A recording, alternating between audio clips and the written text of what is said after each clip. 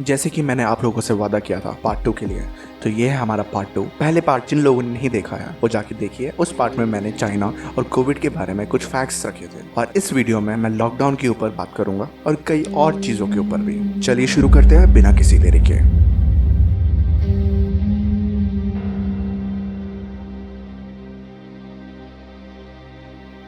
चलिए दोस्तों, अब हम बात करते हैं लॉकडाउन 5 के बारे में। क्या ये लॉकडाउन 5 होना चाहिए या नहीं होना चाहिए? अभी तक हमारी कंट्री में हम लोगों ने 4 फेज लॉकडाउन के काटे। पहला लॉकडाउन 25 मार्च, दूसरा 15 अप्रैल, तीसरा 4 मई और चौथा 18 में। अब हम बात करते हैं लॉकडाउन 5 के बारे में, जो कि अभी चल रहा है। क्या ये चलना चाहिए था, या गवर्नमेंट को इसमें क्या क्या नए गाइडलाइंस प्रोवाइड करने चाहिए? तो इससे पहले मैं आपको एक ईस्ट अफ्रीकन कंट्री के बारे में बताना चाहूंगा। एग्जाम्पल के तौर पे नाम है तंजानिया, जहाँ के प्रेसिडेंट जॉन मैगुफुली, जो कि केमिस्ट्री में PhD होल्डर है, जब उन्हें WHO की तरफ से गाइडलाइंस आई कोरोना वायरस के रिगार्डिंग, तो उनको थोड़ा शक हुआ कि ये क्या बोल रहे हैं। उनकी गाइडलाइंस को उनको थोड़ा सा अनसर्टेनिटी फील हुआ, तो उन्होंने क्या किया, उन्हें सैंपल्स भिजवाए PCR टेस्ट के लिए, और हर सैंपल पे नाम दे दिए क्रिस्टी, जॉन, जेनिफर, ऐसे नाम करके उन्हें भेज दिया। उसके बाद टेस्ट की रिपोर्ट आए तो ये पता चला कि सारे पॉजिटिव थे, बट जो टेस्ट करने उन्होंने भेजे थे सैंपल्स, वो सारे कोई गोट के, शीप के, पपाया के सैंपल्स थे। इससे ये समझ में आता है कि हमें पपाया को भी, शीप को भी क्वारंटीन करना पड़ेगा।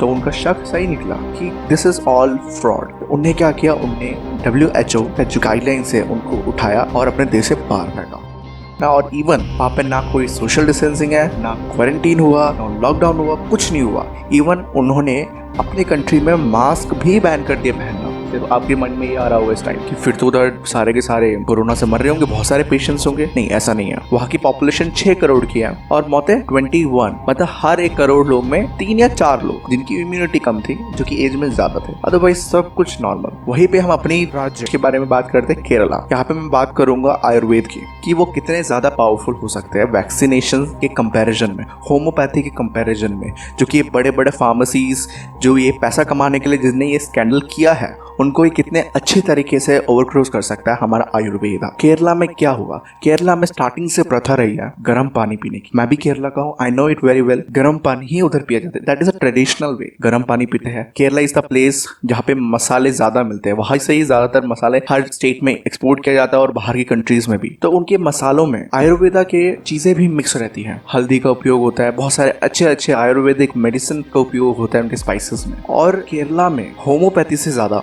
आयुर्वेद को ज्यादा बढ़ावा दिया जाता है। आयुर्वेद के क्लिनिक्स ज्यादा है एज कम्पेयर टू होम्योपैथी। तो वहाँ पे सबसे पहला केस जरूर आया, बट उधर नंबर ऑफ केस भी फिर धीरे धीरे धीरे ढलते गए और क्रिटिकल पेशेंट्स और डेथ रेट भी बहुत कम ही रहे। तो इससे हमें एक सीख लेनी चाहिए कि वैक्सीनेशन के खेल में नहीं फंसना है, हमें अपना इम्यून सिस्टम को अच्छा रखना है। तो इस लॉकडाउन में सब कुछ ओपन हो जाना चाहिए, because we know it how dangerous it is to our society, because it is not that much dangerous. I'm not a doctor, but after a lot of research and listening to many doctors like Dr. Shiva, जो कि PhD holder है MIT से biological engineering में, doctor Roy Chaudhary जो कि diabetes के doctor है, कि यूट्यूब चैनल में आप जाके देखिए वो क्या बता रहे हैं। It is all a big scandal, जहाँ पे हमें डराया जा रहा है ताकि बाद में ये बोल दे, अनाउंस कर दे कि आप सबको हर साल में एक बार वैक्सीनेशन लगानी है। और वो जो कंट्री वैक्सीनेशन बनाएगी, अगर उस कंट्री ने उसका पेटेंट बना लिया, तो वो वैक्सीनेशन कितने में भी हमें बेच सकता है। और हमारी गवर्नमेंट हमें कंपलसरी कर सकता है कि तुम्हें ये वैक्सीनेशन लगाना ही है। और अगर कंपलसरी नहीं भी करे तो भी डर के कारण इंडियन लगाएगा ही। तो फिर क्या होगा, आप सोच के देखिए, 140 करोड़ की आबादी है इंडिया की। अगर 140 करोड़ हर साल वैक्सीनेशन लगाए तो कितने अरबों का बिजनेस हो गया यहीं पे। सो कृपया करके अपना ध्यान रखिए, अपने इम्यून सिस्टम बढ़ाए। ऐसा नहीं है कि ये वीडियो देखने के बाद या फिर किसी को सुनने के बाद आप खुलेआम भागने लग जाओ। No, you don't have to do that, but थोड़ा सा अवेयर हो जाओ। और जो ये डेथ रेट बताते हैं ना, आजकल गाइडलाइंस निकला है जिसमें लिखा है कि अगर उस बंदे को पॉजिटिव था तो पॉजिटिव डेथ रीजन, अगर उसको नेगेटिव था बट वो सांस लेने की दिक्कत, हार्ट की दिक्कत, या फिर उसे ब्लड प्रेशर ज्यादा था, बीपी हाई था, जो भी था, तो उसका भी रीजन कोविड। तो अभी में क्या सिचुएशन है, क्योंकि WHO ने एस्टिमेशन दी कि 2 करोड़ लोगों को होगा और मौतें होगी, तो वो इंडिया में क्या किया जा रहा है, डॉक्टर्स को इंडिया में नहीं, हर कंट्री में डॉक्टर्स को फोर्स किया जा रहा है कि अगर नॉर्मल डेथ भी हुई हो, you have to write it कि वो कोविड से हुआ है, ताकि दे कैन प्रूफ कि WHO was right और लोगों को और डराया जाए। चलिए, कोई भी विटामिन के बारे में बात नहीं कर रहा, बस सीधा वैक्सीनेशन आएगा, वैक्सीनेशन मिल जाए। अब मोदी जी बिल गेट्स से वैक्सीनेशन का पूछ रहे कि वैक्सीनेशन आप कब निकालोगे। हमारे गवर्नमेंट ऐसे बंदे को वैक्सीनेशन के बारे में पूछ रहा है और मांग रहा है जिसने 2009 में हमारी इंडिया की 30,000 आदिवासी बच्चियों को गिनी पिग बनाकर सर्वाइकल कैंसर का वैक्सीनेशन दिलवाया था। उसके एक्सपेरिमेंट में हमारी 30,000 आदिवासी जो कि इलिटरेट थे उन बच्चों को गिनी पिग बनाया। क्या है ये सब? तो आप सबसे एक अनुरोध है, कोई भी एक्शन लेने से पहले पूरी नॉलेज ले, 100% नॉलेज गैदर करे, फिर उसके बाद उस चीज के ऊपर एक्शन ले।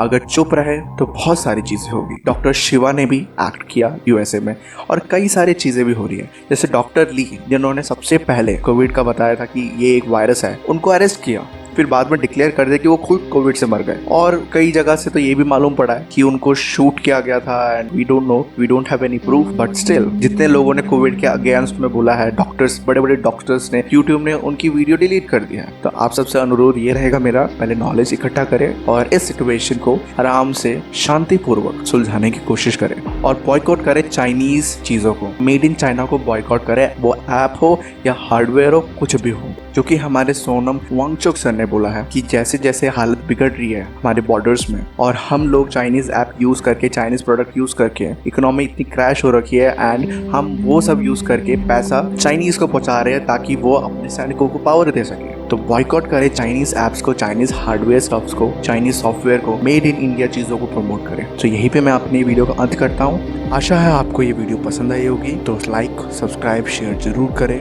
और मैं ऐसी वीडियोस आपके लिए बनाता रहूँगा, लाता रहूँगा। जय हिंद, जय भारत।